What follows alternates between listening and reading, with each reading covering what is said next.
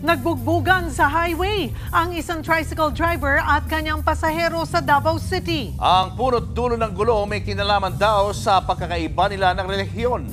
Nasa frontline ng balitang yan ang ating News 5 Mindanao correspondent Bril Montalvo. Nagkatensyon sa gitna ng National Highway ng Barangay Kalinan, Poblasyon sa Davao City. Tinulak ng lalaking nakakapote ang isa pang lalaking nakaitim na t-shirt. Tumayo ang lalaking nakaitim at dinuro-duro ang tumulak sa kanya habang inaawat sila ng mga tao sa lugar. Ang sumunod na eksena.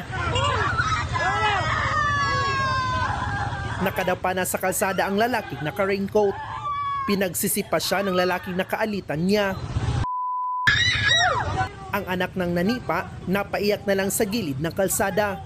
Napag-alaman na driver pala ng tricycle ang naka-raincoat at pasahero nito ang mag-amang nakaalitan. Nagkasugat sa noo ang driver na si Hasim. Base sa investigasyon, unang nanuntok ang pasahero na napag-alamang lasing. Punot dulo ng bugbugan ay ang pagkakaiba ng kanilang relihiyon. Siguro, hindi nagkaintindihan o hindi nagkasalubong yung kanilang mga ideas. Nagkaroon sila ng heated argument. Meron lang kaming may hindi pagkakaintindihan kaya nangyari yun. May mga mali din siya sa akin. Desidido naman ang kampo ng biktima na magsampa ng reklamo laban sa suspect. Nagbabalita mula sa frontline, Bril Montalvo, News 5, Mindanao. Mga kapatid, Julius Babaw po. Iba na ang may alam at may pakialam sa panahon ngayon.